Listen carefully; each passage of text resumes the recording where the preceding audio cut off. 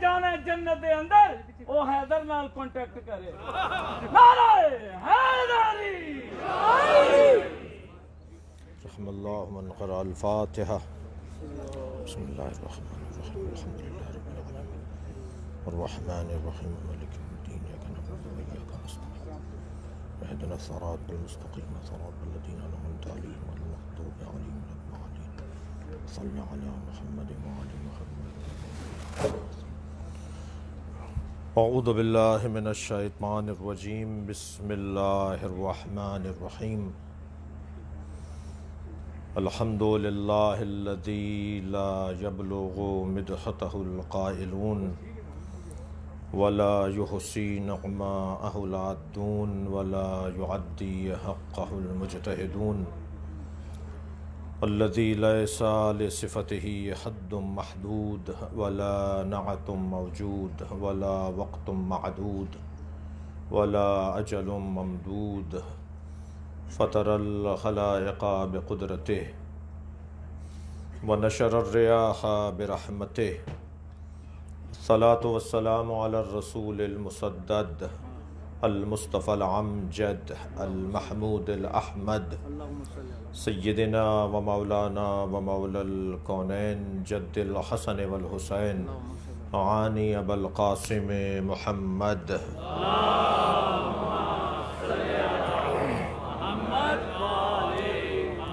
وآلہ الطیبین الطاہرین المعصومین الذین قال اللہ انما یرید اللہ لیذہب عنکم الرجس اہل البیت ویطہرکم تطہیرا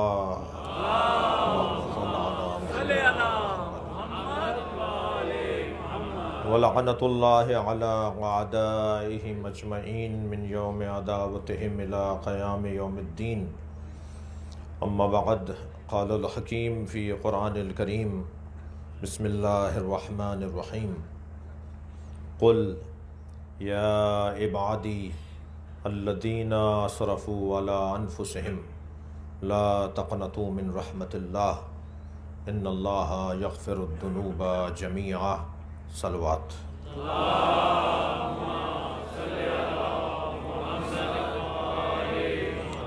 التماس ہے ایک سورہ فاتحہ 3 مرتبہ سورہ اخلاص مرحوم و مغفور سید شوکت عباس حمدانی رحم اللہ من قرأ الفاتحہ بسم اللہ الرحمن الرحیم الحمد للہ رب العالمین الرحمن الرحیم مالک یوم الدین ایاک نعبد و ایاک نستعین اہدنا الصراط المستقیم صراط الذین انعمت علیہم غیر المغضوب علیہم ولا الضالین بسم اللہ الرحمن الرحیم قل هو اللہ احد اللہ الصمد لم یلد ولم یولد ولم یکن له کفوا احد بسم اللہ الرحمن الرحیم قل هو اللہ احد اللہ الصمد لم یلد ولم یولد ولم یکن له کفوا احد اللہم صل علی محمد وآل محمد صلوات ہدیہ کریں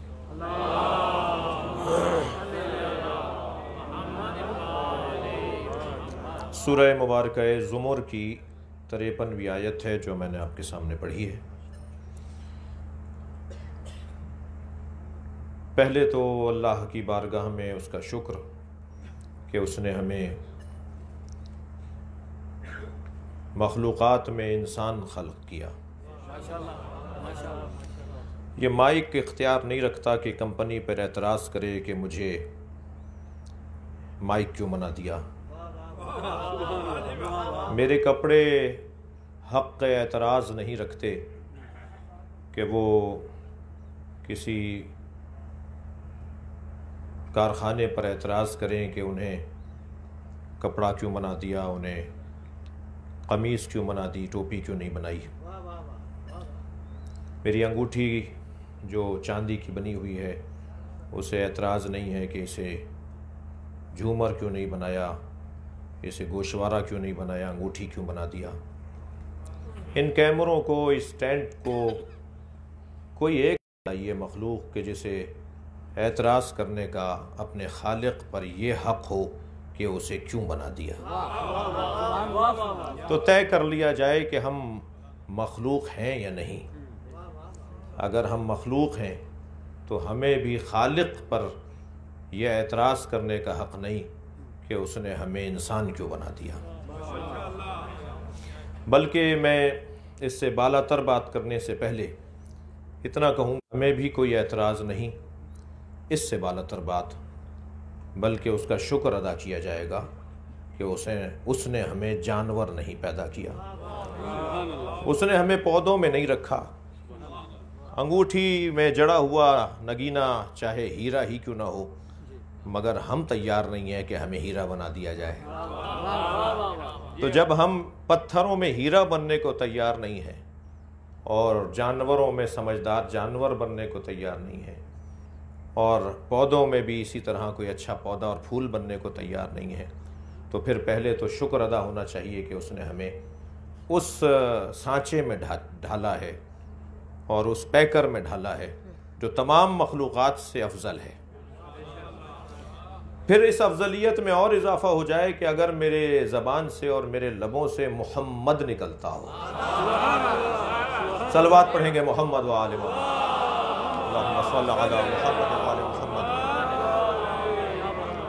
میری اور قیمت بڑھ جائے گی اگر میرے لبوں سے اور میری زبان سے اللہ نکلتا ہو، میری اور حیثیت بڑھ جائے گی اگر میں اس اللہ کا شکر گزار ہو جاؤں اور پھر اس اللہ کے نظام کا قائل اور ماننے والا قرار پاؤں۔ مجھے کبھی یہ خیال آ سکتا ہے کہ اللہ نے مجھے فلاں دوست کے ماں باپ کے گھر میں کیوں نہیں پیدا کیا۔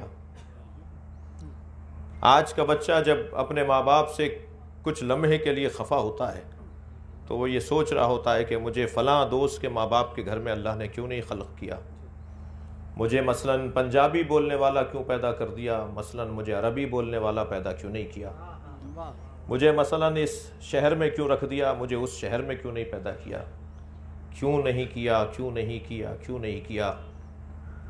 یہ جو جذبہ پرسش ہے، یہ جو اختیار سوال ہے، یہ بھی کسی نے دیا ہے، ورنہ اگر وہ سوال کا اختیار ہی سلب کر لیتا تو ہم تو سوال کرنے کے قابل بھی نہ رہتے، جیسے یہ پتھر سوال نہیں کر پا رہا، یہ پودا سوال نہیں کر پا رہا۔ تو جس نے کیوں کیوں کیوں کیوں کیوں کا اختیار دیا ہے، پہلے تو اس کا یہ شکر ادا ہو کہ اس نے کیوں کا اختیار دیا ہے۔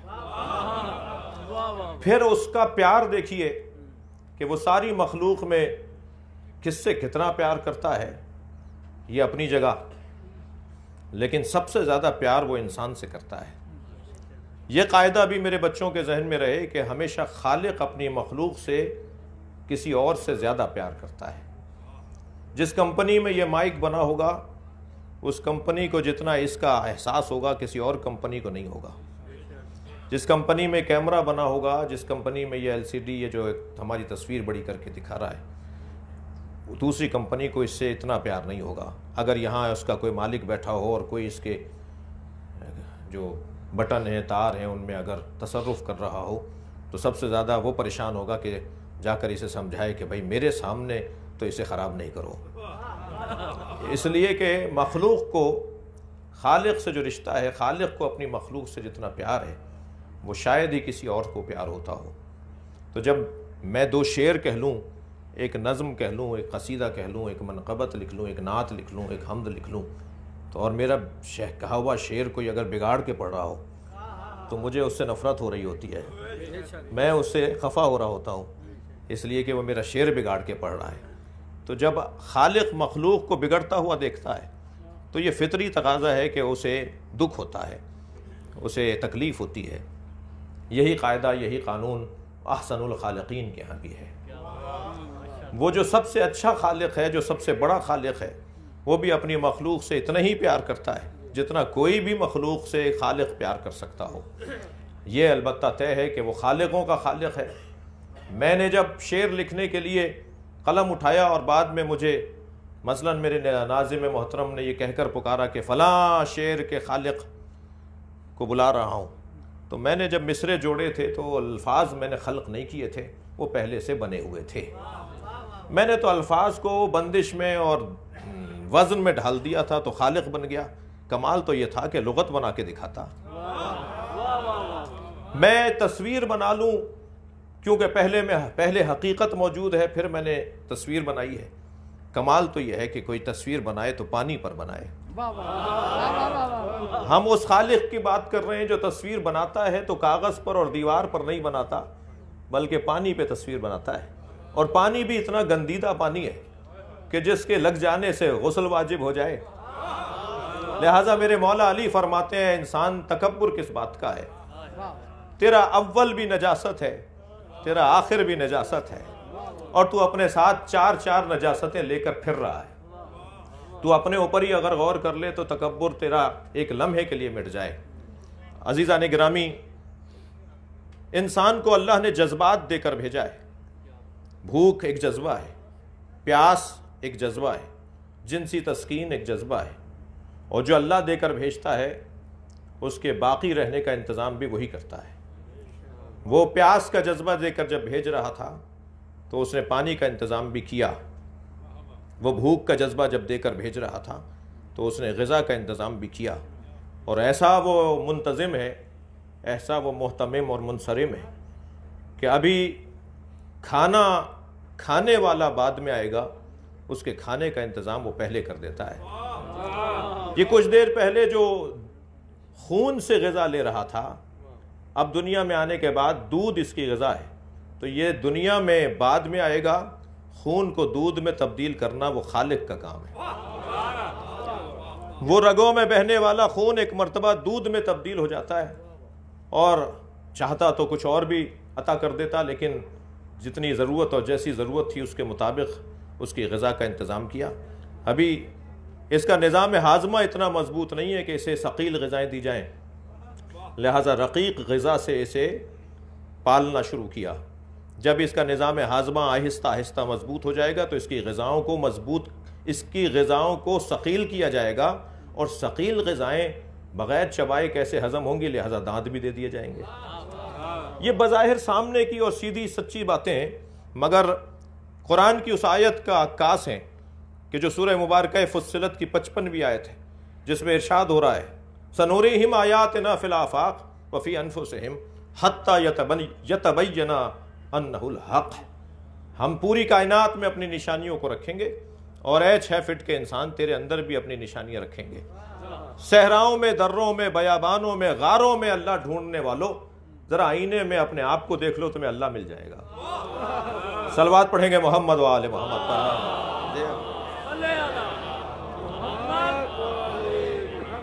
صرف میں اپنی انہی باتوں پر اگر غور کر لوں تو مجھے مل جائے گا وہ کہ جس کی تلاش میں مدتوں سے انسان کبھی بھٹکتا نظر آتا ہے، اور اسی بھٹکتے ہوئے انسان کے برابر میں بیٹھا ہوا انسان مطمئن نظر آتا ہے. یعنی اللہ کے باب میں ہمیں دونوں ہی قصے نظر آئے. ایک وہ نظر آیا جو ہمیں مضطرب نظر آیا، اور ایک وہ نظر آیا جو مضطرب کے برابر میں بیٹھا مطمئن نظر آیا. ایک کو سال میں بھی 2 رکعت نماز اچھی نہیں لگتی، اور ایک رکوع میں ساری رات کاٹ دیتا ہے. یہ دونوں کے مزاجوں میں فرق اس وجہ سے ہے کہ کسی کو تو مطلوب حاصل ہو گیا اور کسی کو بھی مطلوب نصیب نہیں ہوا.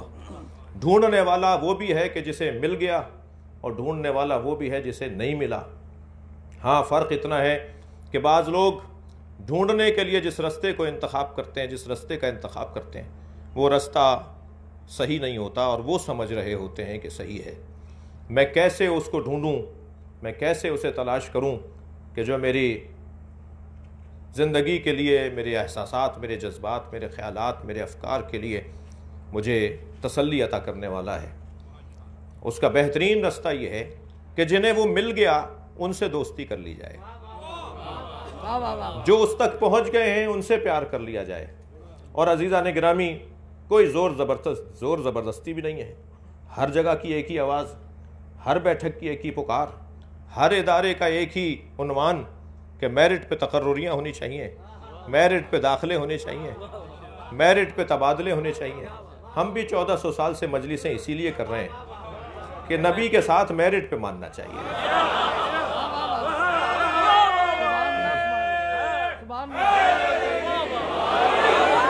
مجھے کسی بھی شخص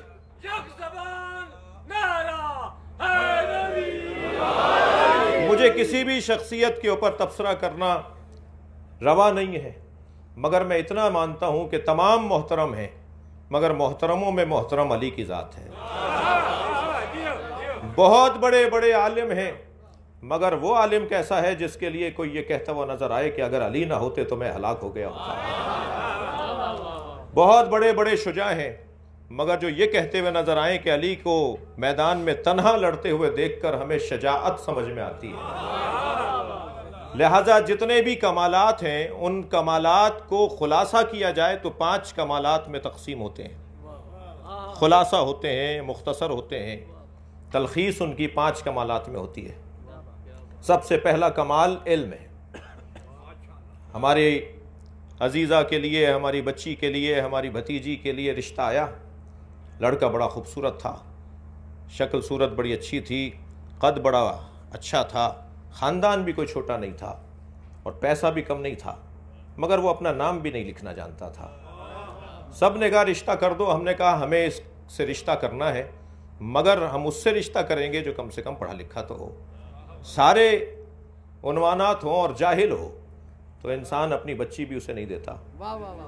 تو ایک بڑا عنوان فضیلت انسان کی زندگی کے لیے، ایک سب سے بڑی فضیلت انسان کی زندگی کے لیے، اور پہلی فضیلت وہ علم ہے۔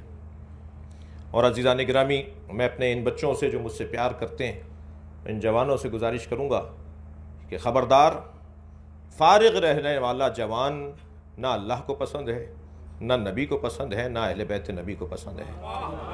اگر تم نے تعلیم حاصل کر لی اور 6 مہینے کا کوئی فاصلہ آ رہا ہے تمہاری دوسری تعلیم کے درمیان، تو میرے بچوں، میرے جوانوں، اس 6 مہینے کو غنیمت جانو اور کوئی 6 مہینے کا کورس تلاش کر لو جو تمہیں بہرحال اس موجودہ کیفیت سے ایک بہتری کی طرف لے جائے۔ اور اگر تعلیم کے ساتھ کسی ہنر کی طرف بھی جانا چاہو تو یہ زیادہ بہتر ہوگا۔ علم سب سے بڑا اعزاز اور افتخار۔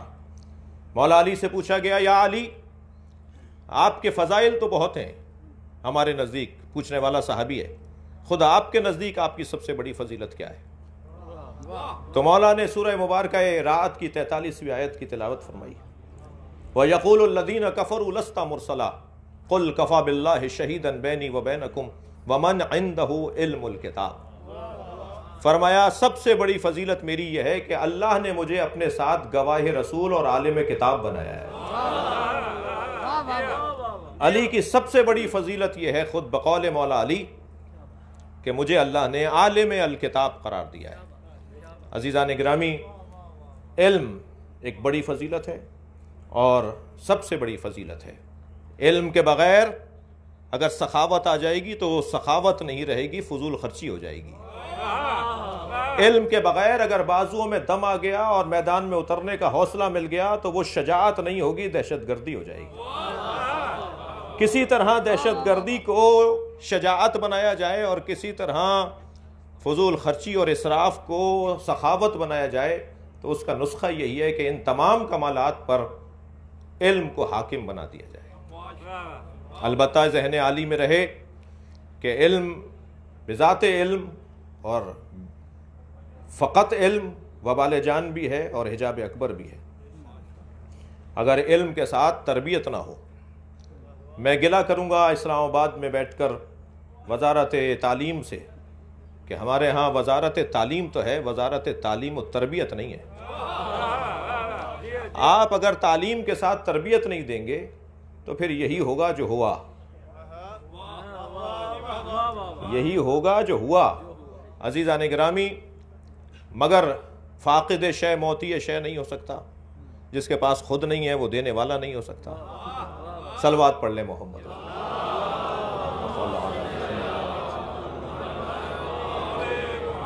سب سے بڑی اور سب سے عظیم فضیلت علم کی فضیلت ہے، اور یہ اللہ نے سجایا ہے اپنے ان پیاروں کو، ان عزیزوں کو، اللہ کے نزدیک جن کی عزت ہے، جن کا مقام ہے، انہیں سب سے اچھا جو جھومر، جو ٹیکا، جو لباس پہنا کے بھیجا وہ علم کا لباس۔ علم کے بعد دوسری فضیلت وہ ہے سخاوت کی فضیلت، اس کے بعد شجاعت کی فضیلت، اس کے بعد غیرت کی فضیلت۔ اس کے بعد عزت کی فضیلت. ترتیب میں بھی عزت کو آخر میں رکھیے، اس لیے کہ خاتمہ بالخیر اسی کا ہوگا جو عزت کے مطلب کو جانتا ہوگا. اور وہ جو باب مصائب میں نہیں ہوں، لیکن وہ جو کربلا میں اپنی جان دیتے وقت اس بات کا اعلان کر گیا کہ سمجھ لو عزت اسے نہیں کہتے کہ مجمع تمہارے ساتھ زیادہ تھا یا نہیں تھا. عزت اسے نہیں کہتے کہ مجمع تمہارے ساتھ زیادہ تھا، تمہارے نعرے لگانے والے زیادہ تھے، تمہارے ہاتھ چومنے والے زیادہ تھے. یہاں تو ایک تیر مارنے والا چین نہیں پاتا، دوسرا مارنا چاہتا ہے. ایک پتھر مارنے والے کو سکون نہیں ملتا، وہ دوسرا مارنا چاہتا ہے. یہاں تو حالت یہ ہے، مگر جان لو عزت کا اگر کوئی مفہوم ہے تو وہ حسین کربلا میں بتائیں گے. اور تا قیام قیامت اگر کوئی مفہوم عزت کو سمجھنا چاہے گا تو اسے جاننا ہوگا کہ عزت اسے ملتی ہے جو ذمہ داریوں کی ادائیگی کرتا ہو، جو فرض شناس ہو، جو اپنے فرائض کو ادا کرنے کی اہلیت اور قابلیت رکھتا ہو اور صلاحیت رکھتا ہو اور اس کو ادا کر سکتا ہو. لہٰذا ان 5 فضائل میں علم، شجاعت، معاف کیجیے گا، سخاوت، شجاعت، غیرت اور عزت، ان 5 فضائل میں حاکمیت علم کو حاصل ہے. اور یہ 5 فضائل وہ ہیں جو ہم ماں کے شکم سے لے کر نہیں آئے. ہم کورے آئے علم کے باب میں، ہم وہاں سے سخاوت لے کر نہیں آئے. دے دیجئے اس بچے کو ٹافی، اور دینے کے بعد مانگ کے دیکھ لیجئے، آپ کی دی ہوئی ٹافی آپ کو نہیں دے گا. اور اگر دے بھی دی اور آپ نے لے لی تو پھر سارا معاشرہ مذمت کرے گا کہ بچے کی ٹافی کھا گئے، جبکہ خود آپ نے دی ہوگی. لہٰذا یہ جتنا عطائے پروردگار سے قریب تر ہوتا ہے یہ کنجوس ہوتا ہے. اور اس پہ کیا رکھیے، ہم بھی ایسے ہی تھے، ہم بھی ایسے ہی تھے. وہ اور بات ہے کہ ہمیں یاد نہیں ہے، اگر ہمارا کوئی بڑا ہمیں یاد دلائے تو ہم بھی ایسے ہی تھے. ہم پیدائشی طور پر عالم نہیں تھے. واللہ اخرجکم من بطون امہاتکم لا تعلمون شیئا، ماں نے تمہیں دنیا میں منتقل کیا تو تم شے کے بارے میں نہیں جانتے تھے، الف بے نہیں جانتے تھے، تم کچھ نہیں جانتے تھے، کورے چٹے تھے، تمہیں کچھ نہیں پتا تھا. یہیں سے ایک غلط فہمی ہوئی ہے بعض دوستوں کو کہ امی کا مطلب معاذ اللہ ان پڑھ ہے. امی کا مطلب ان پڑھ نہیں ہے. جسے پڑھ کر علامہ بن جائیں، جس کی حدیثوں کو پڑھ کر مفتی بن جائیں، جس کی حدیثوں کو پڑھ کر عالم دین قرار پائیں، دانشور قرار پائیں، تم اس کے بارے میں کہہ رہے ہو کہ اسے علم نہیں تھا. اس کا تو وجود ہی علم تھا. میں عقیدت سے نہیں بات کر رہا، حقیقت سے بات کر رہا ہوں. اور حقیقت یہ ہے کہ اللہ جب اپنے علم کو کاغذ پر اتارتا ہے تو قرآن نام دیتا ہے، پیکر میں ڈھالتا ہے تو محمد نام دیتا ہے. یہ وجود مبارک محمد مصطفیٰ صلی اللہ علیہ وسلم، یہ علم الہی کا ایک مجسم وجود. اور یہ لعاب دہن بھی دیکھیے، ہمارے ناخون کٹ جائیں تو کراہت آتی ہے، بال کٹ جائیں تو کراہت آتی ہے، آب دہن باہر آ جائے تو اس سے ہمیں خود کو کراہت آتی ہے. پروردگار عالم نے اس کے پورے وجود کو طہارت کے ساتھ رکھا ہے. جی 27 سوال جوڑ کر لائے تھے مولا کے سامنے کہ کسی ایک سوال پہ علی کہیں گے مجھے نہیں آتا. 6 سوال کے بعد 7واں بھول گئے تو مولا نے فرمایا 7واں میں بتاؤں کہ کیا تھا. 8واں سوال تمہارا کیا؟ نگر نگر گلی گلی، نگر نگر گلی گلی، چمن چمن گلی گلی، نعرہ حیدری. تمہارا 27واں سوال کیا تھا جو علی؟ تکبیر، اللہ، نعرہ رسالت، نعرہ حیدری، پر محمد و آل محمد بلند ترین صلوات. اللہم صلی علی محمد و آلہ.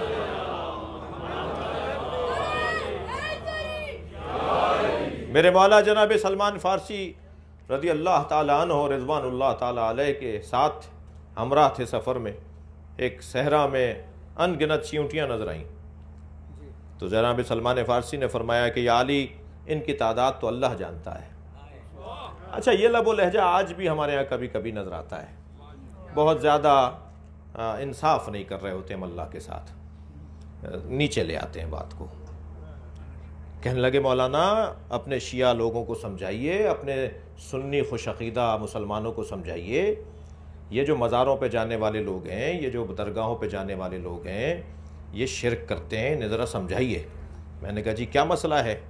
کہنے لگے مثلا لکھتے ہیں مولا وارث، علی وارث، تو یہ تو شرک ہے، اللہ وارث ہے. میں نے کہا مولانا آپ نے اللہ کو بہت نیچے لے آئے، آپ حافظ قرآن ہیں، میں آپ سے ایک آیت کی تلاوت چاہوں گا. کہنے لگے فرمائیے. میں نے کہا جی سورہ مبارکہ الانبیاء کی 105ویں آیت پڑھ کے سنا دیجئے. تو حافظ صاحبان تو جلدی سنا دیتے ہیں، تو انہوں نے واقعی آیت سنا دی. وَلَقَدْ كَتَبْنَا فِي الزُّبُورِ مِن بَعْدِ الذِّكْرِ أَنَّ الْأَرْضَ يَرِثُهَا عِبَادِيَ الصَّالِحُونَ. ہم نے تورات، زبور، انجیل، قرآن میں لکھ دیا ہے کہ ہاں اس زمین کے وارث ہمارے نیک اور صالح بندے ہیں.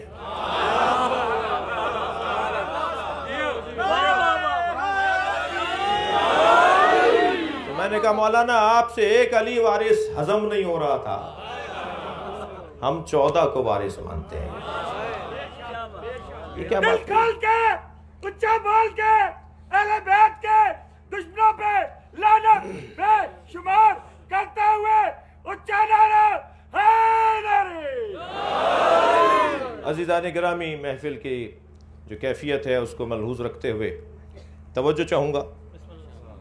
تو بہت بعض اوقات گفتگو، نبی مکرم کو علم غیب نہیں تھا، اللہ عالم غیب ہے، یقیناً لا ریب، بے شک وہ مسلمان ہی نہیں ہے جو اللہ کو عالم غیب نہ مانتا.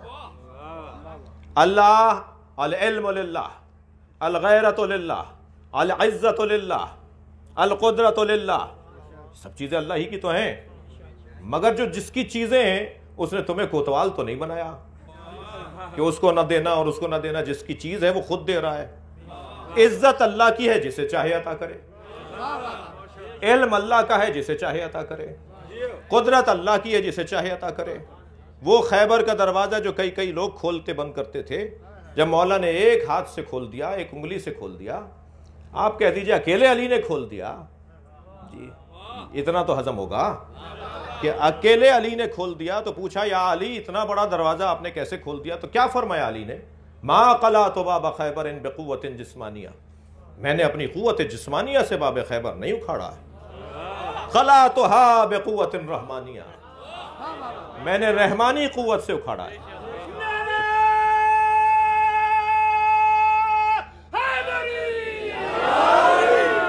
لہذا تمام تر کمالات، تمام تر عظمتیں بنام خدا، بنام اللہ، مگر اللہ جس سے چاہے عطا کرے. اور جہاں اس نے کہہ دیا کہ میں عطا کر سکتا ہوں، ملک اللہ کا ہے، مگر وہ تو تل ملک من تشاء، جسے چاہے عطا کر دے. مالک اللہ ہے مگر وہ جسے چاہے عطا کر دے. اچھا جسے وہ ملک عطا کرے گا نا، پھر ملک اس کی مانے گا. ہمارے کپڑے تو ہماری نہیں مانتے کہ لمبے چھوٹے ہو جائیں، ہمارا رومال تو ہماری نہیں مانتا کہ یہ ٹوپی بن جائے یا مثال مفلر بن جائے. ہماری چیزیں تو ہماری اپنی زمین ہماری نہیں مانتی. کہا جی میری ہی زمین میں دفنانا مجھے، اور صاحب دفنا دیا اسی زمین میں جس پہ یہ مدتوں سے زمینداری کر رہے تھے، اور ابھی چہلم بھی نہیں گزرا تھا کہ کسی سبب قبر کھل گئی تو معلوم ہوا زمین خوب کام کر رہی ہے. تو بھائی تمہاری ہی زمین تم پر کام کر رہی ہے، ہڈیاں توڑ ڈالی، تمہارا حال خراب کر دیا، تو معلوم یہ ہوا کہ ہماری ہی ملکیتیں، ہمارا ہی مملوک ہم پر ہماری بات ہی نہیں مانتا. تو جو مالک حقیقی ہوتا ہے وہ ہوتا ہے کہ جس کی مملوک مانتی ہو. اس کائنات کا مالک حقیقی اللہ ہے، مگر وہ جسے چاہے ملک عطا کرے. تو جسے وہ ملک عطا کرتا ہے اس کے اشارے پہ سورج پلٹے گا. صلوات پڑھیں گے محمد و آل محمد کا.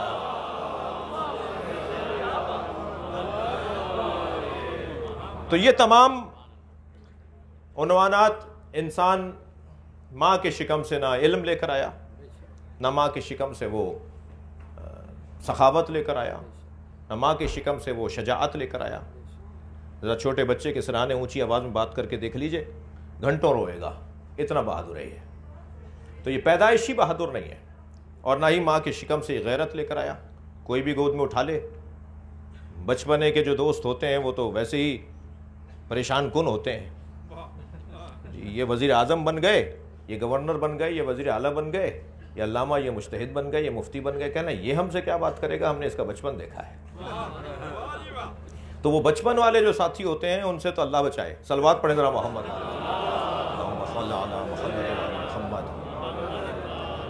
तो गैरत का तो ये हालत था, हालत थी और कैफियत ये थी कि जी जो और इज़्ज़त की हालत कि इंसान नाक पर बैठी मक्खी नहीं झल सकता, घंटों बच्चे को जो है झलते रहो और तो उससे वो जानवर हटें, वरना जैसा डाल दिया ऐसा पड़ा रहा। तो अजीज़ो, इंसान ये कमालात वहाँ से लेकर नहीं आया। हम इस दुनिया में आए हैं कोरे चिट्टे खाली आए हैं। अब क्या करें कि जब अल्लाह की बारगाह में जाएं तो आलिम जाएं, सखी जाएं, शुजा जाएं, जी गैरतमंद जाएं, इज़्ज़त वाले बनकर जाएं। तो इसका एक ही तो नुस्खा है कि उनके दरवाजे पर आ जाओ जो आलिम पैदा हुए हैं, उनके दरवाजे पर आ जाएं कि जो सखी पैदा हुए हैं। अभी गहवारे में होते हैं तो 7 बच्चे अता कर देते हैं। उनके दरवाजे पर आ जाएं कि जो शजा पैदा हुए हैं। अभी दूसरा तीसरा दिन है मौला अली की ज़ाहिरी आमद और विलादत का कि गहवारे में सलवात पढ़े ज़रा मोहम्मद वालों। मेरे मौला ने अजदहे के दोनों कल्लों को चीर डाला। कल्ला अजदर का चीरना, दोनों कल्लों को मौला ने एक हाथ से एक तरफ से पकड़ा, दूसरे हाथ से, और दोनों को चीर डाला। इतना बड़ा अजदहा 2 नीम पड़ा था और वो बराबर का हट कर गिरा था, बराबर चीर दिया था, उसे फाड़ दिया जैसे कागज़ फाड़ देते हैं, ऐसे मेरे मौला ने फाड़ दिया था। और वो क्योंकि अरबी में सांप को हैया कहते हैं और किसी चीज़ के चीरने को दर्रा कहते हैं, तो इस मंजर को देखकर माँ ने बेसाख्ता कहा हैया दर्रा है दरा।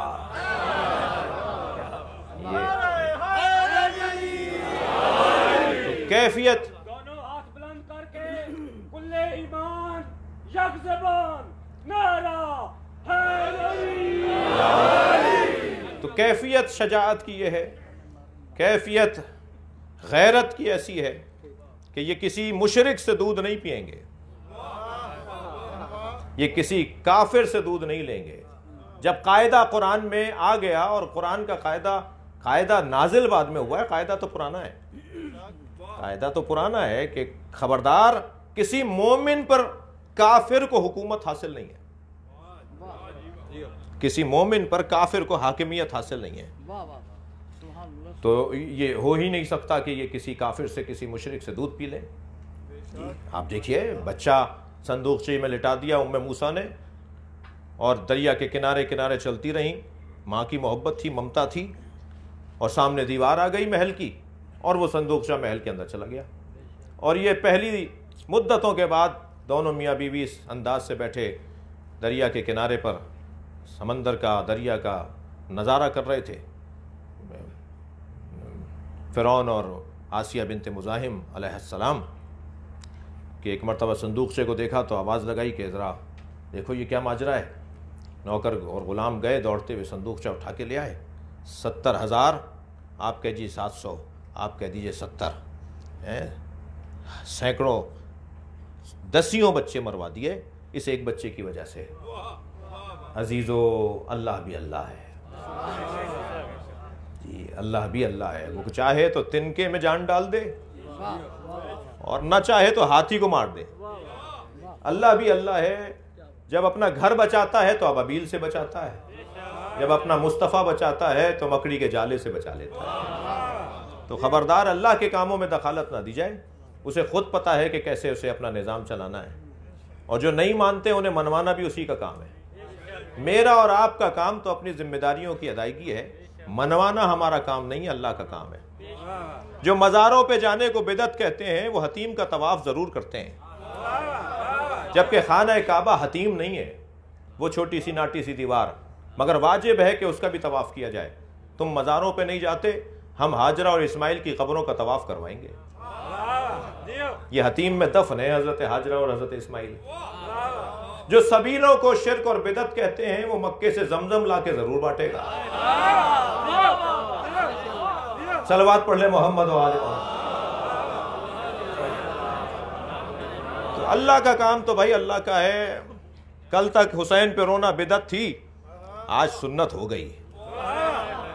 میں الحمدللہ ان دوستوں سے پیار کرتا ہوں, کوئی تنقید نہیں کر رہا, مگر خوش ضرور ہوں اس بات پر کہ رونا حسین مولا پر کل تک جو بدعت کہتے تھے آج کہہ رہے ہیں نہیں بدعت نہیں ہے, نبی مکرم نے گریہ کیا. کالے کپڑے پہننا مشرکوں اور یہودیوں کا لباس تھا, آج کہہ رہے ہیں کہ نہیں کوئی ایسا نہیں ہے, بلکہ کالے کپڑے پہننے میں کوئی شرعی قباحت نہیں ہے. تو میرے عزیز جو یہاں بھی تشریف فرما ہے, میں ویسے ہی آپ سے زیادہ سنی ہوں. جو میرے سنی بھائی یہاں بیٹھے میں ان سے کہہ رہا ہوں میں آپ سے زیادہ سنی ہوں, اور واضح طور پہ کہہ رہا ہوں کہ میں سنی ہوں. ہو نہیں سکتا کہ کوئی علی کا شیعہ ہو اور وہ سنی نہ ہو. یہ تو تقسیم ہو گئی کسی طرح سمجھنے سمجھانے کے لیے, ورنہ نبی کے زمانے میں یہ مسئلے نہیں تھے. سرکار دو جہاں کے زمانے میں بریلوی, دیوبندی, مالکی, حنبلی, شافعی, جعفری نہیں تھے. سرکار دو جہاں کے زمانے میں ہی نہیں, انبیاء کے زمانے میں بھی تقسیم نہیں تھی. اللہ نے تو صرف دو ہی مسلک بنائے ہیں, حسینیت اور یزیدیت, جسے قرآن کی زبان میں شجرہ طیبہ اور شجرہ خبیثہ کہا جاتا ہے. صلوات پڑھ لیں محمد و آل محمد.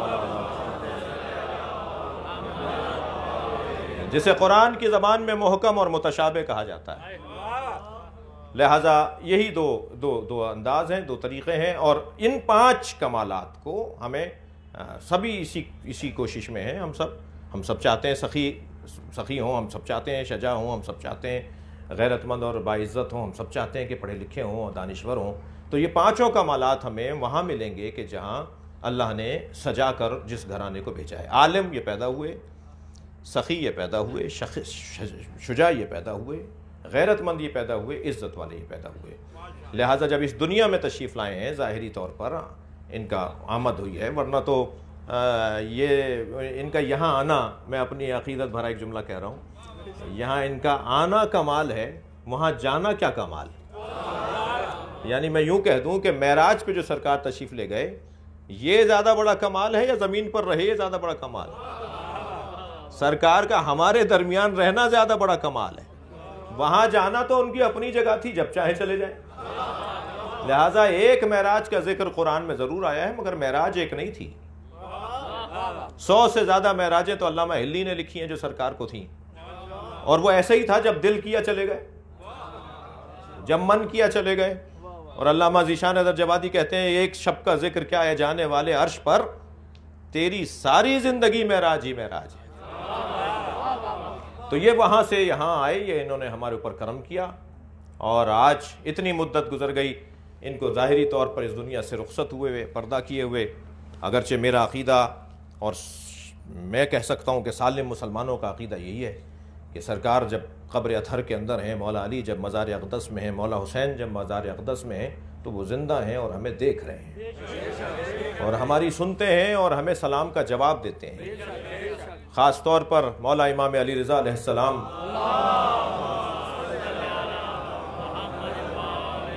کہ مزار اقدس پہ جب آپ زیارت نامہ پڑھتے ہیں تو اس میں یہ جملہ تو زیارت کا حصہ ہے, اشہد انکا تشہد مقامی و ترد سلامی. میں گواہی دیتا ہوں کہ آپ میرے کھڑے ہونے کو دیکھ رہے ہیں, کہ جو میں آپ کی بارگاہ میں آیا ہوں آپ دیکھ رہے ہیں میں یہاں کھڑا ہوا ہوں, اور میں گواہی دیتا ہوں کہ آپ میرے سلام کا جواب دے رہے ہیں. مگر مولا میں کیا کروں, میرے کان اس قابل نہیں ہے کہ آپ کی آواز سن سکیں. اور جن کے کان اس قابل ہو جاتے ہیں پھر وہ ابراہیم نہیں رہتے بلکہ ابراہیم مجاب بن جاتے ہیں. وہ مجاب کہلاتے ہی اس لیے ہیں کہ انہیں سنائی دے رہا تھا. صلوات پڑھیں محمد و آل محمد.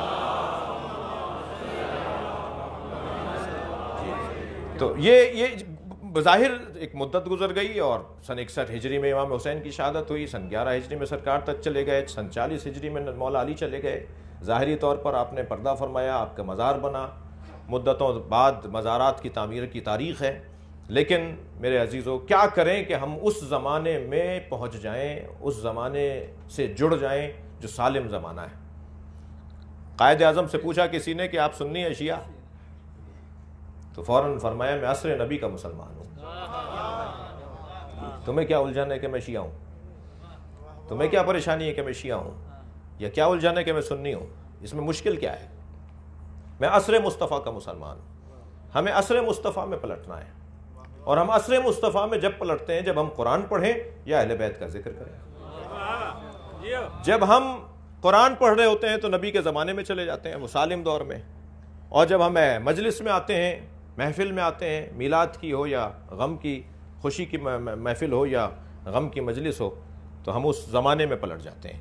اسی قاعدے کو اگر میں دو لفظوں میں یوں کہوں کہ خالق کا کلام قرآن اور مخلوق کا کلام نہج البلاغہ، یہ دو کلام ایسے ہیں جو ہمیں سالم زمانے میں لوٹا دیتے ہیں، اور یہ وقت کے محتاج بھی نہیں ہیں، زمانے کے پابند بھی نہیں ہیں، بلکہ زمانہ ان کا پابند ہے. میں اور آپ تو سورج کو دیکھ کر چلتے ہیں، سورج علی کو دیکھ کے چلتا ہے. یہ نظام اللہ نے ان کے حوالے کر دیا، اور اس کا یہ بھی مطلب نہیں ہے کہ خود معاذ اللہ ریٹائرڈ ہو گیا، نہیں، نظارت مکمل اللہ کی ہے. قرآن میں کئی آیات بھی ہیں کہ میرے حبیب ہم تم پر مکمل نظارت رکھتے ہیں، ہم تمہارے ایک ایک حرف کے اوپر غور کرتے ہیں کہ تم کیا کہہ رہے ہو، اور تم ہماری اجازت کے بغیر نہیں بولتے، بلکہ بولتے ہی وہ ہو جو ہم نے کہہ دیا ہوتا ہے. لہٰذا یہ بول دیں تو قرآن بن جاتا ہے. جس آیت کی میں نے تلاوت کی وہ اس مجلس ترہیم کی نسبت مجھے زیادہ مناسب لگی. قل، اے میرے حبیب کہہ دیجئے. نبی کی امانت داری تو دیکھیے کہ قل کہا اللہ نے ان سے، انہوں نے بھی کہہ دیا قل. یعنی قاف اور لام بھی کم نہیں کریں گے. دو حرفی لفظ سے چھوٹا لفظ نہیں ہوتا، کم سے کم چھوٹا لفظ دو حرفی ہوتا ہے.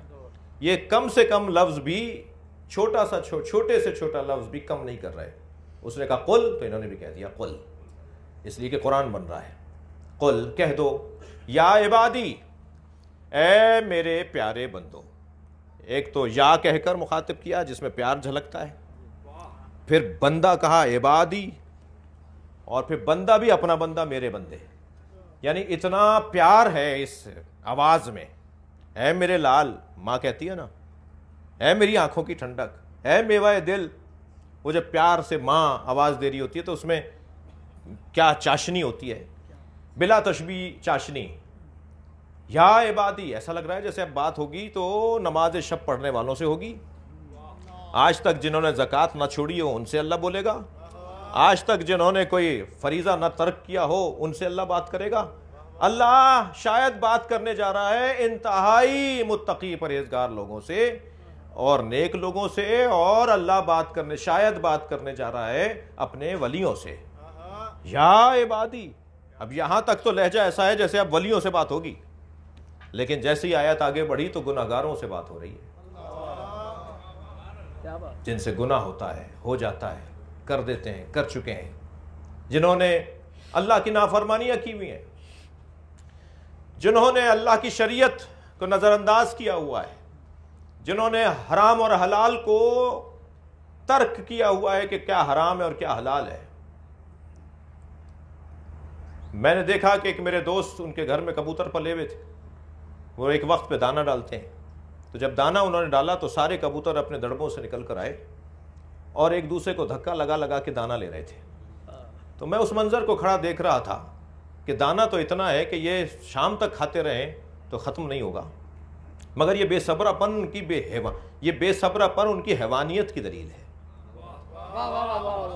اگر وہ حیوان نہ ہوتے تو بے صبرے نہ ہوتے. تو مجھے کہنے دیجئے کہ اگر یہی رنگ انسانوں میں نظر آئے تو پھر اللہ کو حق ہے نا کہ وہ کہے کہ میں نے اسے انسان بنایا تھا، یہ جانور ہے، بلکہ جانور سے بھی پستہ ہے. عزیزان گرامی، جنہوں نے اللہ کی نافرمانیاں کی بھی ان سے بات ہو رہی ہے اب. یا عبادی الذین اسرفوا علی انفسہم. اچھا یہ بھی نہیں کہہ رہا جنہوں نے میری شریعت پامال کی، نہیں، جنہوں نے اپنے اوپر زیادتیاں کی ہیں.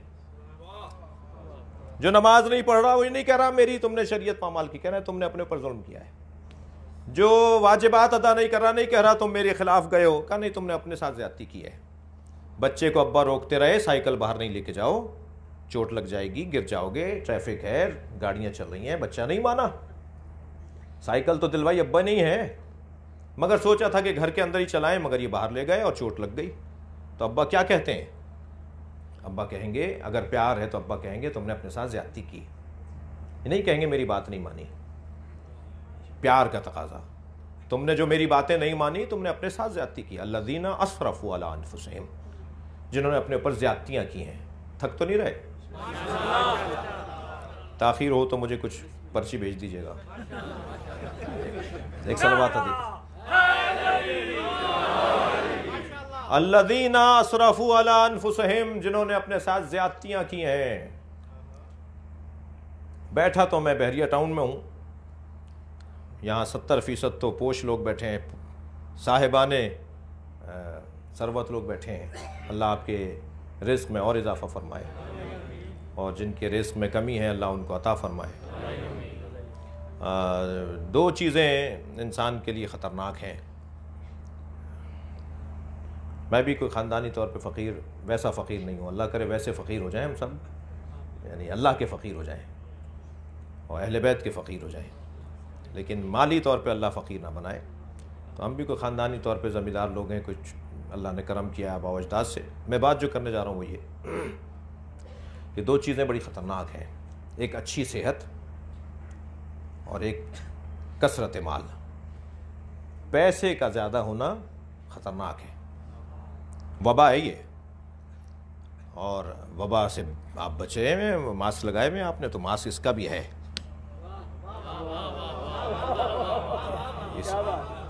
بہت سارے لوگوں کو کرونا نہیں ہوا اور اللہ کرے نہ ہو, اور جنہیں ہوا وہ بھی بچ گئے, اور جو چلے گئے اللہ ان کی مغفرت فرمائے. لیکن بہرحال وباؤں کا علاج بھی تو ہوتا ہے نا. کثرت مال ایک وبا ہے اور صحت ایک وبا ہے, ایک مشکل خطرہ ہے. اور شاید یہی وجہ ہے کہ یہ خطرہ تھا, وبا تھی, اس کی ویکسینیشن کے لیے اللہ نے حج پہ بلا لیا. حج واجب ہی ان پر ہے جن کی صحت اچھی ہو, جن کے پاس پیسہ زیادہ ہو. یہ پیسے والوں کی عبادت ہے نا, غریبوں کی عبادت نہیں ہے حج. غریبوں کی عبادت, غریبوں کا حج تو نماز جمعہ ہے. البتہ یہ نہ ہو کہ امیر اب جمعے میں جانا چھوڑ دیں کہ صاحب ہمارا حج تو وہاں ہوگا, ہم یہ جمعے میں کیوں جانا. یہ مطلب نہیں ہے. مطلب یہ ہے کہ یہ وہاں بلا لیا. میرے ساتھ ایک وزیر تھے, پنجاب اسمبلی میں ایک بڑی وزارت پہ تھے, حج پہ میرے ساتھ تھے. تو مزدلفہ میں ہم کنکریاں بین رہے تھے 3 شیطانوں کو مارنے کے لیے, مینا میں مارنے کے لیے. 7 کنکریاں ہر ایک کے لیے, 7 ہفتے کے 7 دن ہوتے ہیں, تو 7 کنکریاں تم پورا ہفتہ اپنا پاک کر کے جاؤ. تو بہرحال وہ ہم بچپن میں تو ایک پویم پڑھی تھی, ہفتے کو پیدا ہوئے, اتوار کو جوان ہوئے, پیر کو وہ بچے ہو گئے, شادی ہو گئی, منگل کو بچے ہو گئے, بدھ کو ہارٹ اٹیک ہوا, جمعرات کو ہاسپٹل لے گئے, جمعے کو مر گئے. تو ان 7 دنوں سے زیادہ تو کوئی دن ہی نہیں ہے. ایک صلوات تہدیہ کریں.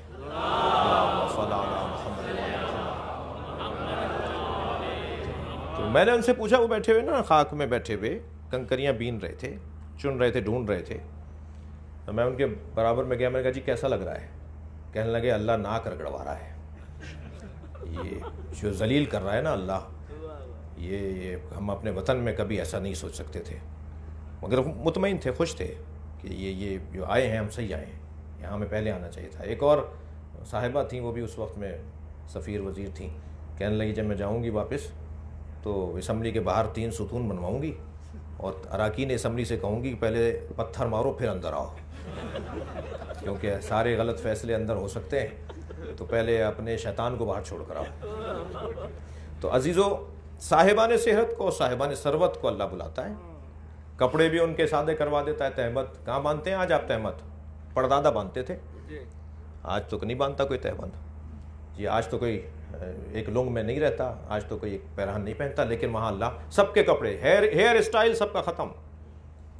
افریقہ والوں کے بال ایسے, امریکہ والوں کے بال ایسے, پاکستان انڈیا والوں کے بال ایسے, سب کے بال ختم. سب کو گنجا کر دو, کوئی لگے ہی نہیں, پتہ ہی نہیں چلے کہ کون کیسا ہے. سب کے لباس ایک جیسے کر دو, یہی 2 کپڑے لے کے قبر میں جاؤ گے.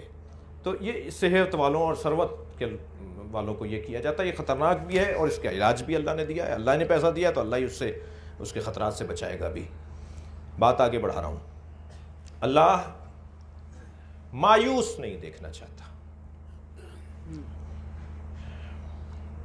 میں نماز گزاروں سے کچھ دیر کے لیے مخاطب ہو رہا ہوں, عبادت گزاروں سے, قاریان قرآن سے, نماز شب پڑھنے والے اور پابندی کرنے والوں سے.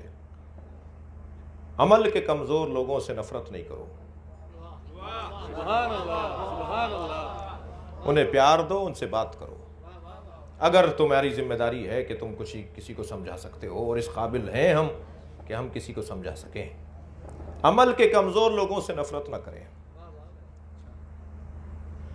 ممکن ہے مجلس کے بعد مجھے کوئی پکڑ لے، مولانا پھر برائیوں سے نفرت کا کیا مطلب ہوا؟ قرآن و حدیث میں جو اتنی روایات ہیں کہ برائیوں سے نفرت ہو اور اچھائیوں سے پیار ہو، تو بھائی برائیوں سے نفرت کرو، برے سے نفرت نہیں کرو۔ ڈاکٹر کبھی بھی بیماری سے نفرت نہیں کرتا بھائی، جبھی تو یہ آج کورونا کی وبا کے بعد ڈاکٹر حضرات اپنی جانیں دینے کو تیار ہیں، اور میں تو ماسک لگانے کو بھی تیار نہیں ہوں۔ مجھے تو شرم آتی ہے، پیرامیڈیکل اسٹاف، ڈاکٹر حضرات، کوئی میری معلومات میں 100 سے زیادہ ڈاکٹر پاکستان میں شہید ہو چکے ہیں کورونا سے۔ وبا جس کا علاج نہ ہو اس میں مرنے والا شہید ہوتا ہے، وبا جس کا علاج نہ ہو اس میں مرنے والا شہادت کا درجہ رکھتا ہے۔ ہمیں تو معافی مانگنی چاہیے ان وبا کرونا میں مرنے والے شہیدوں سے، جن کے جنازوں کو باکسوں میں بند کر کے ایسے اوپر سے پھینک دیا گیا، رسیوں میں ڈال کے پھینک دیا گیا۔ بعد میں یہ WHO والوں نے کچھ بتایا کہ نہیں صاحب اتنا بھی نہیں کرو، ان کو قریب جا سکتے ہو۔ شروع والے جو لوگ مرے نا فروری، پچھلے سال فروری اور مارچ میں، ان کے ساتھ تو بہت زیادتی ہوئی، اور ان سے ہمیں معافی مانگنی چاہیے، اور ہمارا قصور بھی نہیں تھا۔ ڈاکٹر حضرات بیچارے پریشان کر رہے تھے اس وقت میں ہمیں، اور اب بھی وہی حل نکال رہے ہیں۔ غرض عزیزان گرامی توجہ ہے، غرض یہ ہے کہ کردار کا کمزور، عمل کا کمزور اگر کوئی ہے تو اس سے نفرت نہ کی جائے، اس سے پیار کی جائے۔ اپنے آپ کو نماز پڑھنے کا گھمنڈی نہ بنایا جائے، میں نماز پڑھتا ہوں وہ نہیں پڑھتا تو مجھ سے حقیر ہے، ایسا نہیں ہے۔ میں اگر آج کسی بے نمازی اور کردار کے کمزور سے نفرت کا اظہار کروں گا، یعنی اس کی توہین کروں گا، کل اس کے اللہ سے معاملہ ٹھیک ہو گیا تو میں کہاں کھڑا ہوں گا؟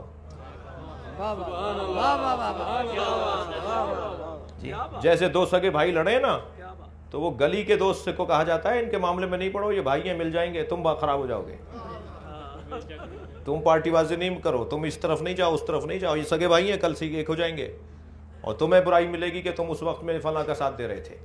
ایسے ہی میں کردار کے کمزور لوگوں کے ساتھ اگر کچھ کہہ دوں اور ان کی توہین کروں، انہیں حقیر جانوں اور مجمع میں ذلیل کر دوں، سب کے سامنے انہیں شرمندہ کر دوں، ان کے چہرے کا رنگ پھیکا پڑ جائے میرے کسی جملے سے، انہیں شرمندگی کا سامنا کرنا پڑے، ان کے ہاتھ پیر کانپنے لگیں، ان کے ہونٹ پہ خشکی طاری ہو جائے کیونکہ میں نے مجمع میں انہیں کچھ کہہ دیا کہ تم تو ایسے ہو، تم تو فلانے ہو، کیا معلوم کل اس کا اللہ سے معاملہ ٹھیک ہو جائے، میں کہاں کھڑا ہوں گا؟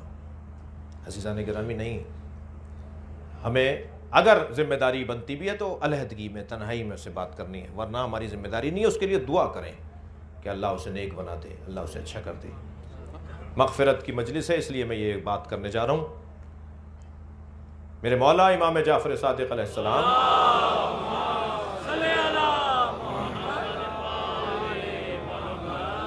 گزر رہے ہیں مدینہ منورہ کی ایک گلی سے، گلی بہت تنگ ہے، اور اتنی تنگ ہے کہ آتا جاتا انسان ایک دوسرے سے بچ نہیں سکتا بغیر دیکھے بغیر پہچانے۔ اس گلی میں سامنے سے ایک شخص داخل ہوا جو مولا کا چاہنے والا بھی ہے، اور آدھی بوتل شراب کی پی کے آدھی بچی بوتل لے کے چل رہا ہے۔ سامنے امام جعفر صادق، مولا کا چاہنے والا شراب پی کر جی آدھی بوتل لے کر چل رہا ہے، سامنے مولا آ گئے، فوراً بوتل پیچھے چھپا لی۔ پہلے تو کوشش کی کہ دیوار کی طرف منہ کر کے کھڑا ہو جائے، مگر امام نے آواز دے دی، اب کہاں جائے، بوتل پیچھے چھپائی ہوئی ہے۔ امام نے فرمایا کیا ہے تمہارے ہاتھ میں؟ جھوٹ بول دیا، سرقہ ہے، ایک گناہ پہ دوسرا گناہ، جی سرقہ ہے۔ امام نے فرمایا میرے ہاتھ پہ ڈالو۔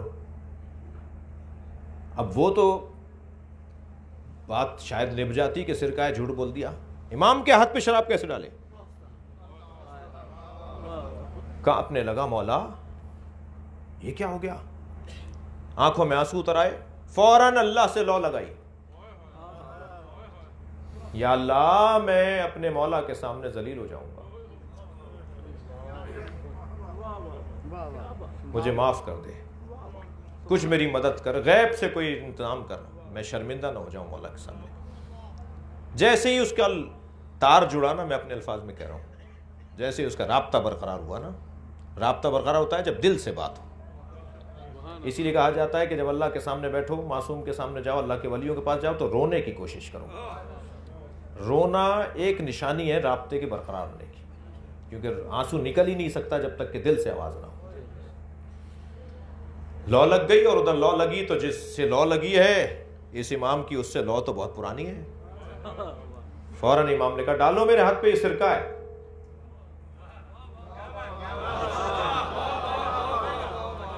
امام نے ارادہ کیا، وہ سرکہ ہو گئی، اور پھر فوراً فرمایا خبردار، گناہ بھی کرو تو ہم سے نہ چھپاؤ، ہمیں آ کے بتاؤ، ہم تمہیں اس سے نکلنے کا رستہ دیں گے۔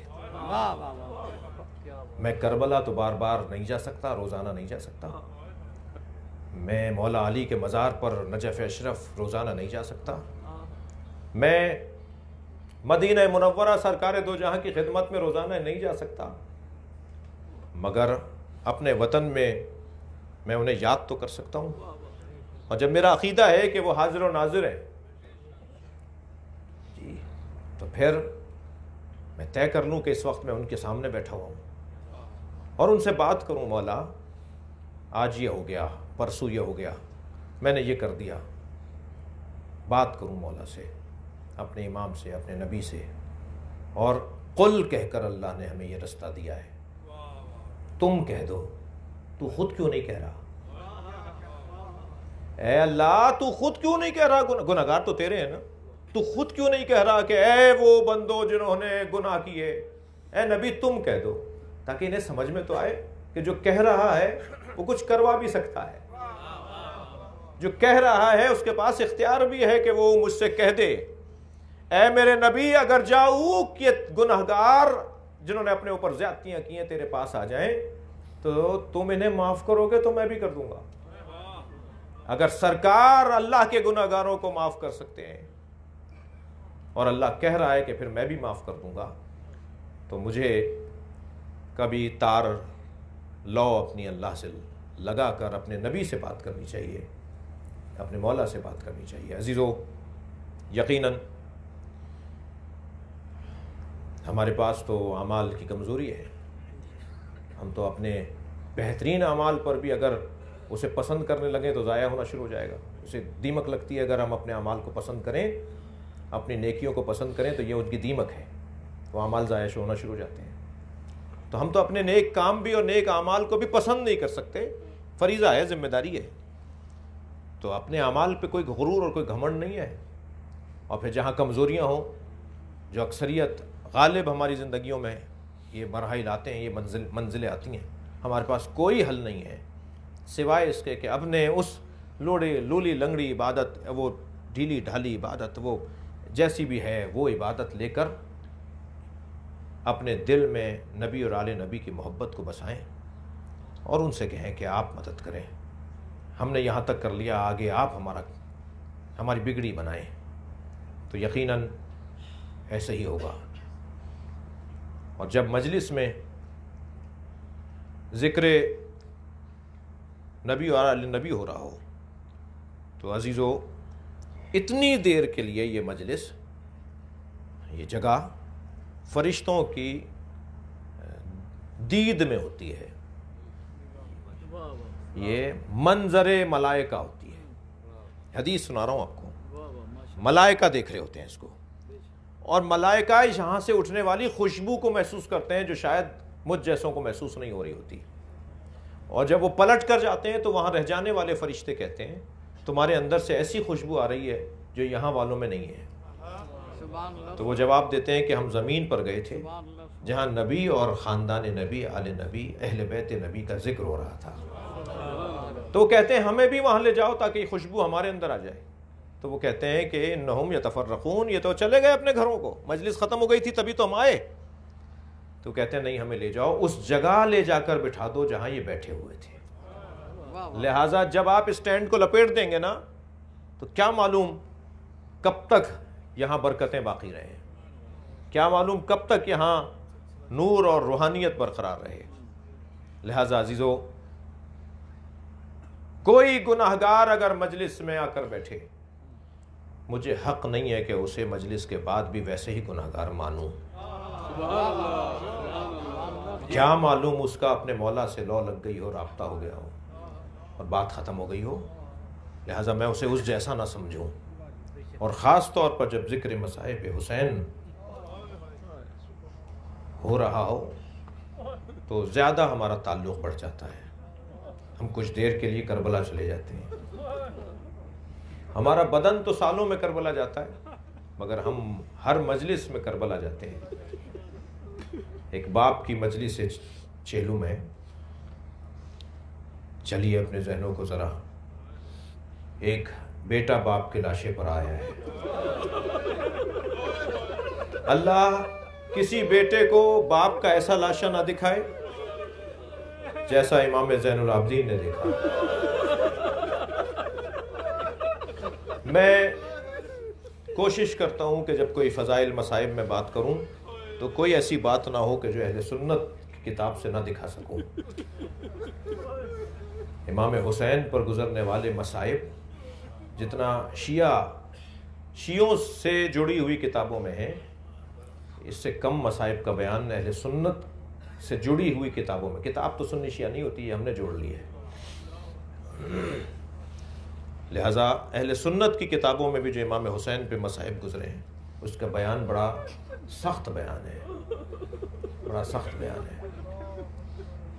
کربلا کے میدان میں جب ایک بیٹا باپ کے لاشے پہ آیا تو لاشا پہچانا نہیں جا رہا تھا۔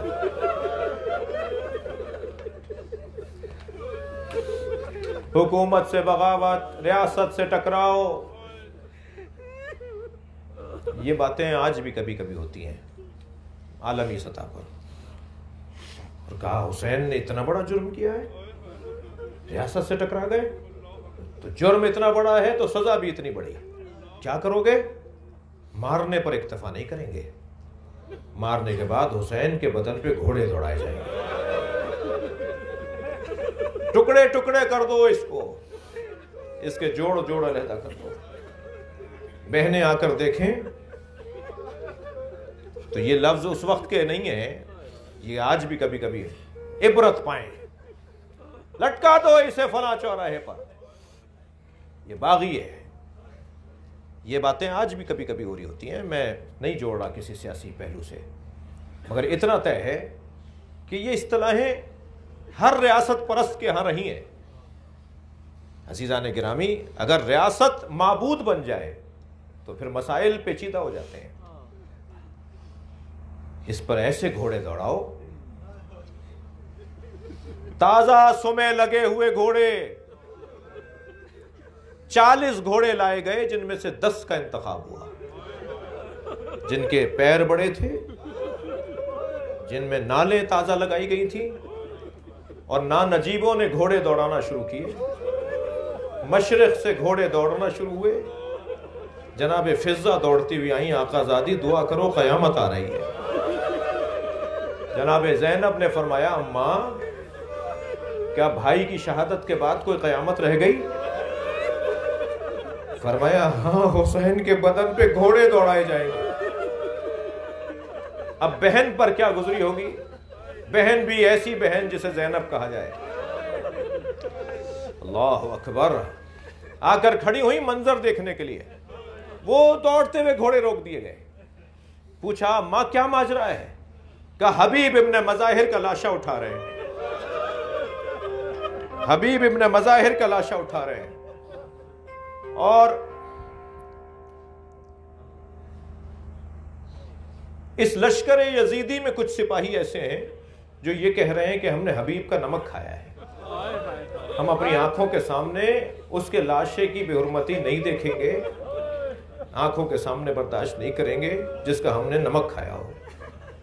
گھوڑے پھر دوڑائے گئے، پھر روک دیے گئے۔ کہا مسلم ابن اوسجہ، یہ صحابہ کرام ہیں، نبی کے صحابیوں کے نام لے رہا ہوں میں، نبی کے بچے پہ گھوڑے دوڑائے جائیں گے؟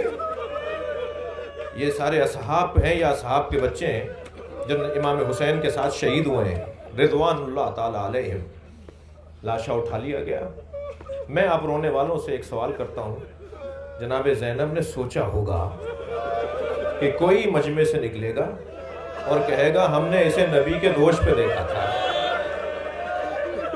کوئی اس مجمع میں کہے گا کہ ہم نے اسے نبی کی گود میں دیکھا تھا، مگر نہیں ہوا ایسا، کسی میں جرت نہیں تھی۔ پیسہ دنیا بڑی خطرناک چیز ہے، کسی میں جرت نہیں تھی حق بات بولنے کی کہ ایک مرتبہ مشرق کے گھوڑے دوڑنا شروع ہوئے اور حسین کے بدن پہ گھوڑے دوڑ گئے، اور جب آئے ہیں امام سجاد بابا کے لاشے پر تو لاشا دیکھ دیکھ کر روح پرواز کر رہی تھی، امام کے بدن سے روح نکلنے والی تھی۔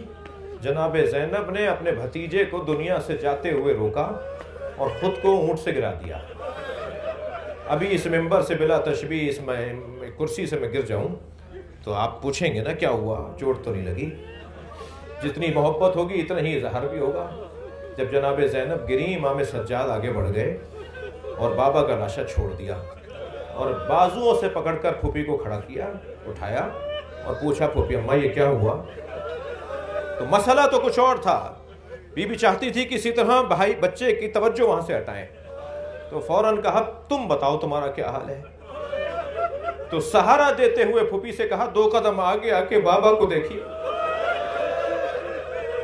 اور پھر مجھ سے پوچھئے گا کہ میرا کیا حال ہے۔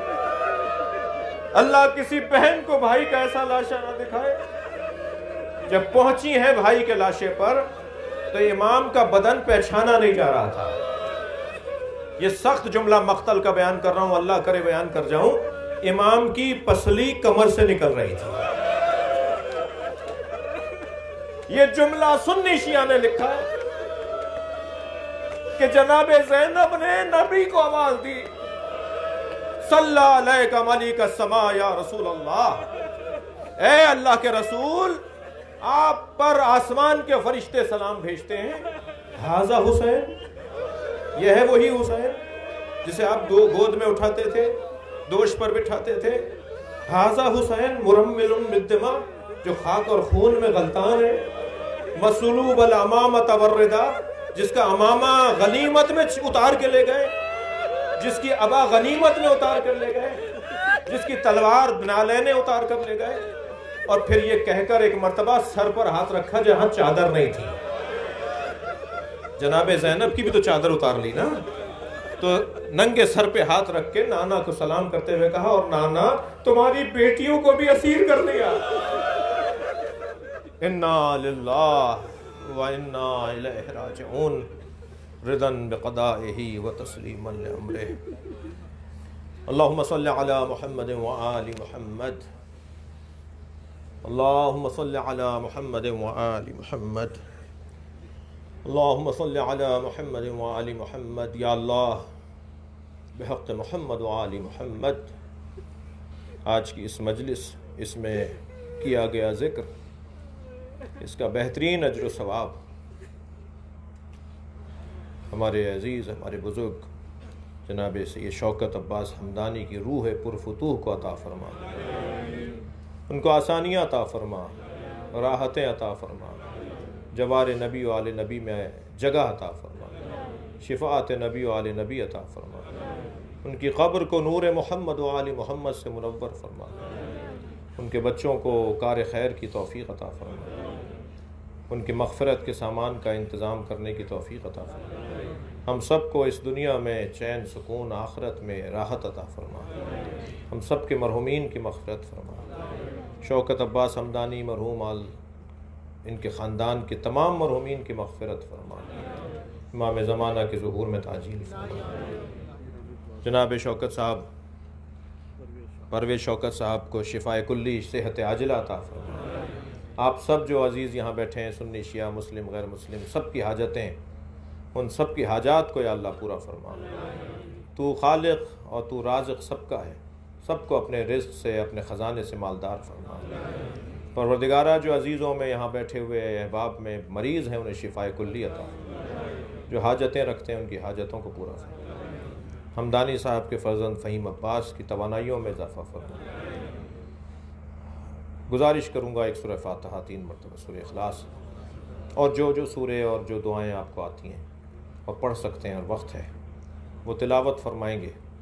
بسم اللہ الرحمن الرحیم اللہم صلی علی محمد وآل محمد اللہم صلی علی محمد وآل محمد اللہم صلی علی محمد وآل محمد بسم اللہ الرحمن الرحیم الحمدللہ رب العالمین الرحمن الرحیم مالک یوم الدین ایاک نعبد و ایاک نستعین اہدنا الصراط المستقیم صراط الذین انعمت علیہم غیر المغضوب علیہم ولا الضالین بسم اللہ الرحمن الرحیم قل هو اللہ احد اللہ الصمد لم یلد ولم یولد ولم یکن له کفوا احد بسم اللہ الرحمن الرحیم قل هو اللہ احد اللہ الصمد لم یلد ولم یولد ولم یکن له کفوا احد بسم اللہ الرحمن الرحیم قل هو اللہ احد اللہ الصمد لم یلد ولم یولد ولم یکن له کفوا احد بسم اللہ الرحمن الرحیم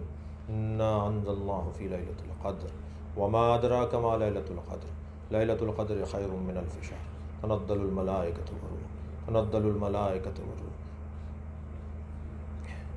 بسم اللہ الرحمن الرحیم والعصر ان الانسان لفی خسر الا الذین آمنوا وعملوا الصالحات وتواصوا بالحق وتواصوا بالصبر اللہم صلی علی محمد وآل محمد اللہم صلی علی محمد وآل محمد اللہم صلی علی محمد وآل محمد یا اللہ اس کلام اس مجلس کا اس ذکر کا اس پڑھے جانے والے کلام نہ منظوم ہو یا نثری ہو اس کا ثواب چہدہ معصومین ائمہ طاہرین پنجتن پاک علیہ السلام کے وسیلے سے مرحوم سید شوکت عباس حمدانی کو پہنچا ان کے درجات کو بلند فرما ان کی کوتاہیوں سے درگزر فرما امام زمانہ کے ظہور میں تعجیل فرما بلند تر صلوات پڑھیں اللہم صلی علی محمد